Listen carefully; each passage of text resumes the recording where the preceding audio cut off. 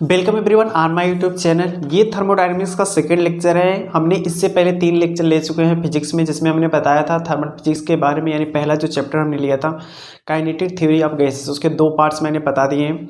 और जो third part इसके बाद हमने बताया है थर्मोडायनेमिक्स का, यानी उसका एक फर्स्ट पार्ट निकल गया है और ये सेकंड पार्ट है यानी थर्मोडायनेमिक्स का। यानी ये टोटल मिलाकर के ये फिजिक्स का 4th लेक्चर है। तो इसमें थर्मोडायनेमिक्स के बारे में हम सेकंड पार्ट में हम बात करेंगे। फर्स्ट पार्ट में हमने जो काफ़ी चीज़ें बता दी है, अगर आपने वो वीडियो नहीं देखी है तो वो देख लेना, ठीक है। वो मिल जाएगी आपको प्ले लिस्ट में, तो वहाँ से सारी चीज़ देख लेना। आइए बात करते थे उसके नेक्स्ट। तो लास्ट का जो लेक्चर था हमने बताया था डिफरेंट प्रोसेस के बारे में, तो जिसमें बताया था आइसोमेट्रिक प्रोसेस, बारिक प्रोसेस, आइसोथर्मल प्रोसेस और एडियाबैटिक प्रोसेस। इसका थोड़ा सा ओवरव्यू हमने दिया था, लेकिन इसके डिटेल्स के बारे में हम सीखेंगे। उसके बाद हमारे पास नेक्स्ट टॉपिक होगा फ्री एक्सपेंशन क्या होता है। इसके बाद relation between degree of freedom and specific heat के बारे में पढ़ेंगे। उसके कुछ नोट पॉइंट पढ़ेंगे। फिर इसके बाद ये 1-2 पॉइंट और पढ़ेंगे, मेयर्स फार्मूला पढ़ेंगे। तो ये सारी चीज़ें आज पढ़ने वाले हैं इस लेक्चर में। तो आइए देखते हैं। तो डिफरेंट प्रोसेस का हम थोड़ा सा एक्सपेंड डिटेल्स में बात करते हैं। तो सबसे पहले हमने बात किया है आइसोमेट्रिक प्रोसेस, या फिर इसको दूसरा नाम बोलते हैं आइसोकोरिक प्रोसेस। इस प्रोसेस में मैंने बताया था वॉल्यूम क्या होते हैं, कांस्टेंट होते हैं। अगर हमने आइडियल इक्वेशन पढ़ा है गैसियस थ्योरम में, हमने ये लेक्चर पढ़ा दिया है उसमें, PV = nRT, ये गैस इक्वेशन है, ideal gas equation. PV = nRT। यहाँ पे देखो वॉल्यूम कांस्टेंट है, ठीक है। तो यहाँ से देखते हैं, अगर वॉल्यूम कांस्टेंट हो जाता है और N और R ऑलरेडी कांस्टेंट है, तो प्रेशर और टेम्परेचर में क्या रिलेशन है, डायरेक्टली प्रोपोर्शनल टू, यानी प्रेशर और टेम्परेचर में डायरेक्टली रिलेशन है। यानी इसको हम ऐसा भी लिख सकते हैं P/T = कांस्टेंट, ऐसा भी लिख सकते हैं। या फिर दूसरे तरीके से ऐसा लिख सकते हैं P1/T1 = P2/T2, ऐसा भी लिख सकते हैं, कुछ भी लिख सकते हैं, ठीक है। तो यहाँ से अगर हम P वर्सेस B में ग्राफ देखते हैं, तो P वर्सेस B में ग्राफ देखते हैं, तो यहाँ से देखो वॉल्यूम क्या है, कांस्टेंट है। तो हमने 1 से 2 प्रोसेस बताया है, यहाँ पर वॉल्यूम क्या है, कांस्टेंट है, ठीक है। अगर ये 1 था तो 1 ये कांस्टेंट है, ठीक है। इसके बाद हमने V वर्सेस P ग्राफ पे यहाँ पे बना दिया है, तो यहाँ भी वॉल्यूम क्या है, कांस्टेंट है, ठीक है, समझ लेना। इसके बाद हमने बात किया है वर्क डन। वर्क डन का हमने फार्मूला पिछले लेक्चर में ही बता दिया था। वर्क डन होता है इंटीग्रेशन में P × dV। यहाँ पर dV यानी प्रेशर, वॉल्यूम कांस्टेंट है, इसलिए जो चेंज होगा वॉल्यूम में वो क्या होगा, 0 होगा। इसकी वजह से जो वर्क डन टोटल आएगा क्या आ जाएगा, 0 आ जाएगा। और ये फर्स्ट लॉ के अकॉर्डिंग हमने बताया था Q क्या होता था, इंटरनल एनर्जी प्लस उसके वर्क डन के बराबर होते हैं। तो यहाँ पे देखो वर्क डन तो हो गया 0, तो यानी हीट जो हो जाएगी वो इसकी इंटरनल एनर्जी के बराबर हो जाएगी। और इंटरनल एनर्जी को लिख सकते हैं mCV∆T। CV हमने इसलिए लिखा है क्योंकि ये वॉल्यूम कांस्टेंट है, इसलिए इसको हम लिखते हैं CV।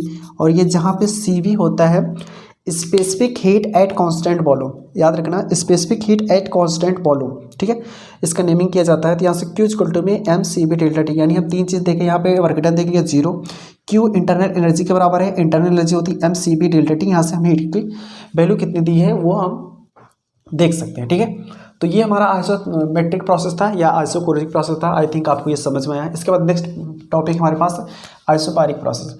आइसोबारिक प्रोसेस हमने पिछले लेक्चर में ही बता दिया था। इसमें क्या होता है, प्रेशर कांस्टेंट होता है।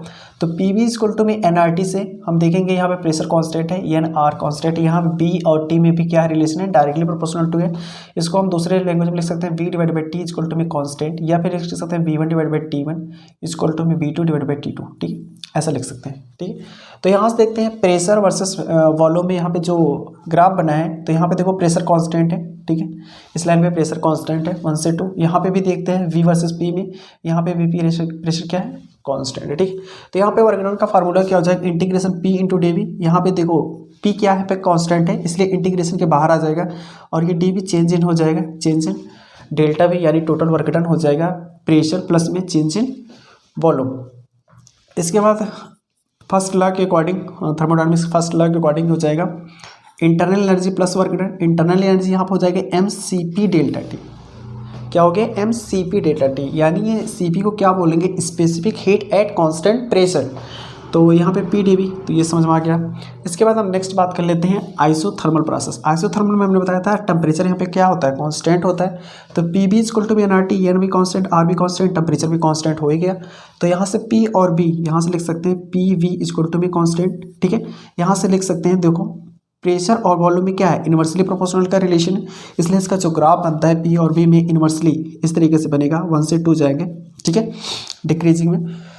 तो यहाँ से वॉल्यूम इंक्रीज करेगा। तो यहाँ से वर्क डन की बात करते हैं, integration P into D P. तो वर्क डन हम सॉल्व करते हैं, तो वो कैसे सॉल्व करते हैं, हमने वो थोड़ा सा लेंदी प्रोसेस हो जाता है, इसलिए हमने उसको हटा के सीधे फार्मूले लिखे हैं, जिससे आपको भी याद करने में चीज़ें आसानी हो। तो यहाँ से वर्क डन का जो फार्मूला होता है 2.303 NRT log में 10 P1 डिवाइडेड बाई P2। तो यहाँ से एक बात याद रखना है, अगर ये पी बी इक्वल टू में कॉन्स्टेंट है, तो यहाँ से हम क्या लिख सकते हैं, P1 V1 इक्वल टू में P2 V2 यहाँ से अगर लिखेंगे P1 डिवाइडेड बाई P2 तो हो जाएगा V2 डिवाइडेड बाई V। यहाँ से P1 डिवाइडेड बाई P2 को क्या लिख सकते हैं, V2 डिवाइडेड बाई V1। तो ठीक है, तो वो लिख सकते हैं, वर्क डन का दूसरा फार्मूला हो जाएगा। तो फर्स्ट लॉ से हम देख लेंगे Q इक्वल टू में U प्लस W। ठीक है, यहाँ पे देखो टेम्परेचर कॉन्स्टेंट है, इसलिए देखो इंटरनल एनर्जी होती MC डेल्टा टी, यहाँ पे टेम्परेचर कांस्टेंट, इसलिए जो चेंज होगा वो क्या हो जाएगा, इंटरनल एनर्जी क्या हो जाएगा, जीरो हो जाएगा। ठीक है, उसकी वजह से तो यहाँ से क्यू केवल क्या हो जाएगा, वर्क डन के बराबर हो जाएगा। एक नोट पॉइंट हमने लिखा है, देख लेना, अगर प्रेशर और वॉल्यूम में ये ग्राफ ऐसे दिया हो और ये बोल दिया जाए T2 टेम्परेचर पे है, T2 टेम्परेचर पे यानी आइसोथर्मल है, और ये T1 टेम्परेचर पे, आपसे ये पूछा जा सकता है T2 बड़ा होगा T1, तो यहाँ पे निकलता है T2 ग्रेटर देन T1। अब ये कैसे आता है, इसको थोड़ा सा देख लो। तो यहाँ पे देखो, अगर हम बात करें इस लाइन पे यहाँ पे और यहाँ पे प्रेशर अगर मान लेते हैं P1 है, तो इस पे भी P1 होगा, इस पे भी P1 ही होगा, क्योंकि ये कांस्टेंट लाइन है। और देखो अगर P1 पे यहाँ पे वॉल्यूम V1 है, यहाँ पे क्या हो जाएगा, वॉल्यूम V2 हो जाएगा। यानी देखो कांस्टेंट, प्रेशर कांस्टेंट है तो वॉल्यूम बढ़ रहा है। तो यहाँ पे देखो PV इक्वल टू NRT से देखो, अगर प्रेशर कांस्टेंट होता है तो वॉल्यूम डायरेक्टली प्रोपोर्शनल टू क्या होता है, टेम्परेचर के। यानी अगर वॉल्यूम बढ़ेगा तो टेम्परेचर भी बढ़ेगा। तो V2 पे वॉल्यूम क्या था, ज़्यादा था, इसके लिए T2 क्या हो जाएगा, T1 से बड़ा हो जाएगा। ठीक है, आई होप आपको समझ में आया होगा। एक बार फिर से देख लेना तो कंप्लीट हो जाएगा। तो थोड़ा सा वीडियो लेंदी ना हो जाए, इसलिए हम थोड़ा फास्ट बता रहे हैं। ठीक है, इसके बाद हम बात कर लेते हैं एडियाबेटिक प्रोसेस में। एडियाबेटिक प्रोसेस में हीट ट्रांसफर क्या होता है, हीट ट्रांसफर जीरो होता है, ये पहले हमने देख लिया। और इसको जो शो करते हैं PV की पावर गामा इक्वल टू में C, ऐसा लिख सकते हैं, या फिर लिख सकते हैं TV की पावर गामा -1 इक्वल टू में C, T की पावर गामा P की power 1 minus gamma equal to में C। ये सारी चीज़ें कैसे आती है, PV सिर्फ एक याद रखो, उसके बाद निकल जाएगा इससे PV इक्वल टू में NRT से। ठीक है, तो यहाँ से गामा लिखोगे PV equal to gamma NRT से, तो वो सारी चीज़ें यहाँ से रिलेशन निकल जाएंगी। ठीक है, याद करो, अगर याद करते हो ये तीनों को तो क्वेश्चन आप थोड़ा सा फास्टली बना सकते हो। ठीक है, तो इसके बाद प्रेशर वर्सेस वॉल्यूम में हमने ग्राफ बनाया है। तो ये देखो अलग अलग गैसेस की बातें की, जैसे मोनोएटॉमिक गैस, डायटॉमिक, पॉलीएटॉमिक। तो यहाँ से देखो मोनोएटॉमिक होता है तो उसकी गामा की वैल्यू 1.67, 1.4 और 1.33, ये मोनो का, ये डाया का है, ये पॉली का है। ठीक है, तो ये गामा की अलग अलग वैल्यू है, इसलिए इसका जो ग्राफ हो गया तो ऐसे ऐसे है। इसका स्लोप देखो, तो यहाँ से अगर हम देखें P डिवाइडेड बाई V की पावर गामा इक्वल टू में C, ये देखते हैं। तो यहाँ से अगर हम इसका स्लोप की बात करें, देखो यहाँ पे गामा की वैल्यू, यहाँ पे जो गामा की वैल्यू इंक्रीज करेगी, अगर ये जैसे जैसे इंक्रीज करेगी, यानी ये टोटल वैल्यू क्या हो जाएगी, डिक्रीज करेगी। यानी इसका मतलब ये स्लोप, अगर हम स्लोप की बात करते हैं तो स्लोप क्या करेगा, बढ़ता जाएगा निगेटिव डायरेक्शन में। तो यहाँ से ये स्लोप क्या हो जाएगा, बढ़ता जाएगा। ठीक है, तो यहाँ से देखो गामा की वैल्यू जैसे जैसे बढ़ी है तो ये टोटल की वैल्यू क्या होगी, डिक्रीज हुई है, इसलिए ये ऐसे स्लैंट होता जा रहा है। ठीक है, इसके बाद कर लेते हैं वर्क। हाँ, यहाँ पर अगर मैं बात करूँ PV की पावर गामा, अगर मैं ऐसे बात करूँ PV इक्वल टू में कॉन्स्टेंट, ये किसका हो जाएगा, आइसोथर्मल का टेम्परेचर कांस्टेंट हो जाएगा, यानी गामा की वैल्यू 1 हो जाएगी। अगर गामा की वैल्यू कुछ 1 हो जाएगी तो मान लो कुछ इस तरीके से आ जाता है। अगर यहाँ पर सॉरी ये ग्राफ हो जाएगा किसका, आइसोथर्मल का। इसको हमने आगे बताया, जैसे यहाँ पे देखो प्रेशर वर्सेस वॉल्यूम हमने ग्राफ बनाया है। तो देखो यहाँ से आइसोथर्मल क्या होगा, हमेशा एडियाबेटिक से ऊपर होगा, यानी इसका जो स्लोप होगा एक तरीके से बोल सकते हो, अगर इससे पैरेलल देखें तो इसका कम होगा, जबकि इसका थोड़ा सा और ज़्यादा होगा, क्योंकि गामा की वैल्यू यहाँ पे एडियाबेटिक में क्या हो जाती है, बढ़ जाती है, जबकि यहाँ पे गामा की वैल्यू बढ़ रहती है। ठीक है, तो ये देख लेना, ये बहुत ज़्यादा इंपॉर्टेंट है, कभी कभी पेपर में भी पूछा जा सकता है। यानी ये ऊपर वाला आइसोथर्मल है या एडियाबेटिक है, वो पूछा जाता है। ठीक है, तो हमने स्लोप पे लिख दिया, slope of adiabatic equal to gamma times P/V, और P/V क्या होता है, स्लोप इसका होता है टेम्परेचर कांस्टेंट का, यानी gamma times slope of temperature constant, यानी आइसोथर्मल प्रोसेस का। ठीक है, इसके बाद हम बात नेक्स्ट करते हैं फ्री एक्सपेंशन। फ्री एक्सपेंशन क्या होता है, हमने एक लिया है आइसोथर्मल, एक चैम्बर लिया है,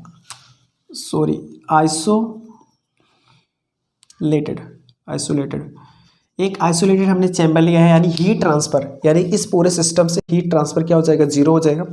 और ये देखो यहाँ पे गैस है, जबकि यहाँ पे वैक्यूम है, यानी यहाँ पे जब गैस एक्सपैंड करेगी, इसको ये मान लो स्टॉपर लगा है, उसको थोड़ा सा अगर ओपन करोगे तो यहाँ से जो गैस गैस एक्सपेंड होगी, उस पर कोई एक्सटर्नल वर्क नहीं होगा, ठीक है, एक्सटर्नल वर्क कोई नहीं होगा, इसलिए क्या होगा, यानी वो किसी के अपोज में वर्क होगा ही नहीं, यानी प्रेशर दोनों जगह पे कांस्टेंट रहेगा, इसलिए वर्क डन क्या हो जाएगा, जीरो हो जाएगा।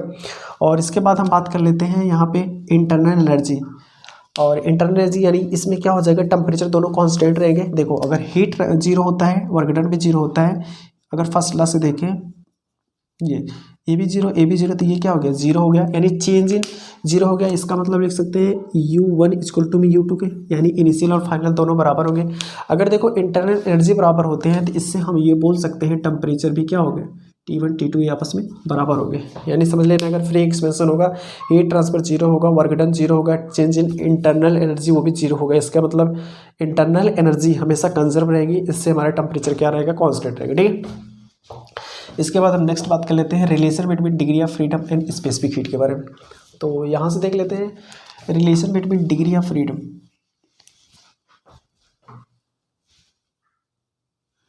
सो यहाँ पे देखेंगे रिलेशन डिग्री ऑफ फ्रीडम की बात कर लेते हैं। डिग्री ऑफ फ्रीडम जैसे कि हमने पहले बता दिया है, और स्पेसिफिक हीट के बारे में थोड़ा सा ज़्यादातर बात करेंगे, क्योंकि डिग्री ऑफ फ्रीडम हम पहले लेक्चर में बता चुके हैं, तो उसके बारे में ज़्यादा बात नहीं करेंगे।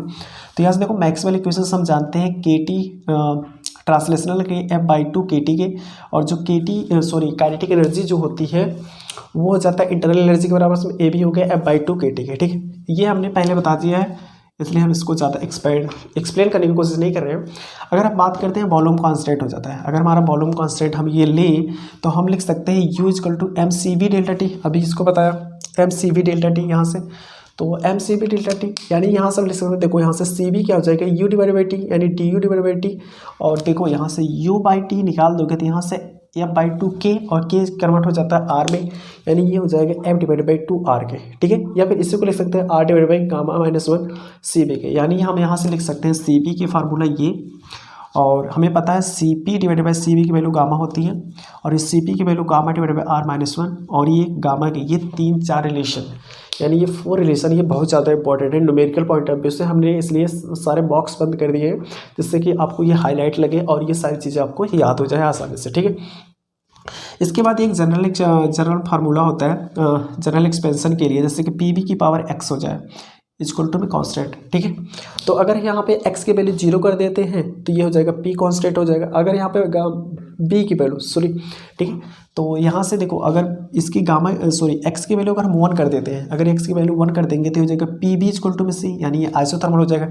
इसलिए x की अलग अलग वैल्यू पे ये सारी चीज़ें प्रोसेस चेंज होते रहेंगे। तो यहाँ पे जो स्पेसिफिक हीट की वैल्यू आएगी R/1 - गामा, R/1 - x, ये जनरल फार्मूला है।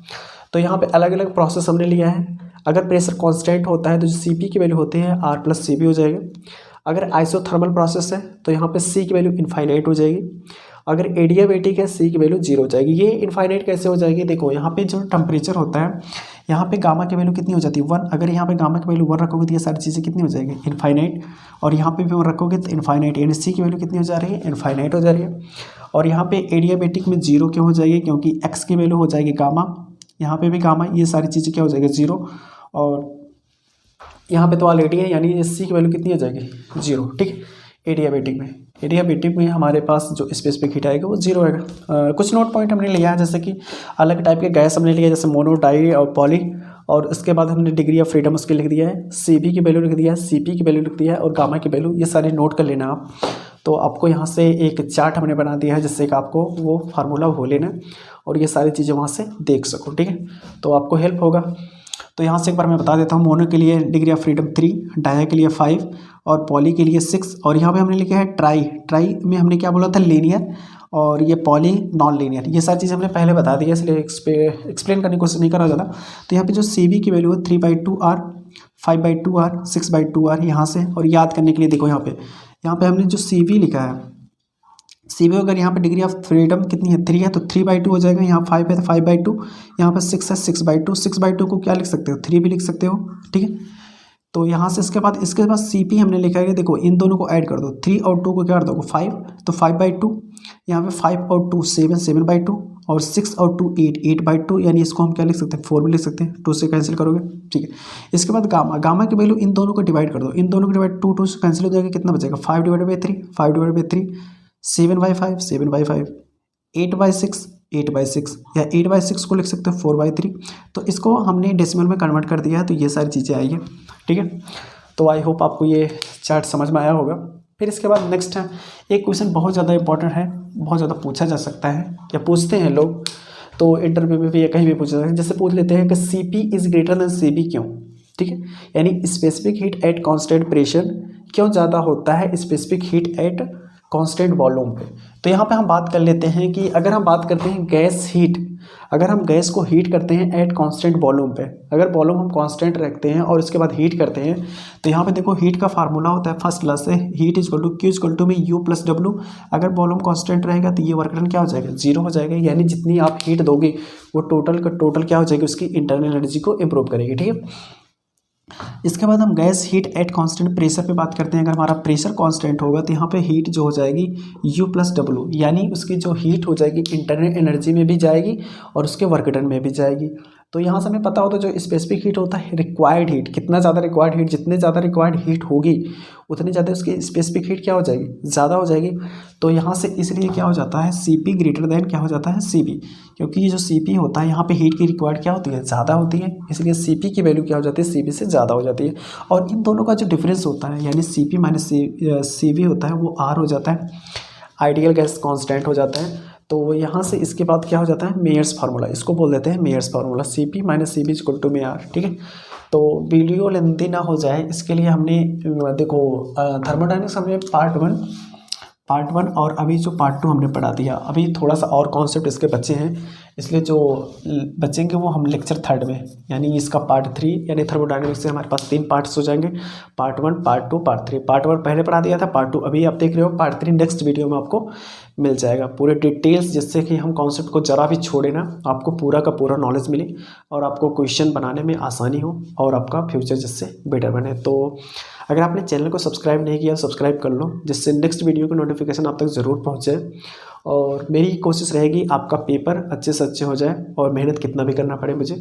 तो मिलते हैं फिर नेक्स्ट वीडियो में, तब तक के लिए बाय बाय, टेक केयर।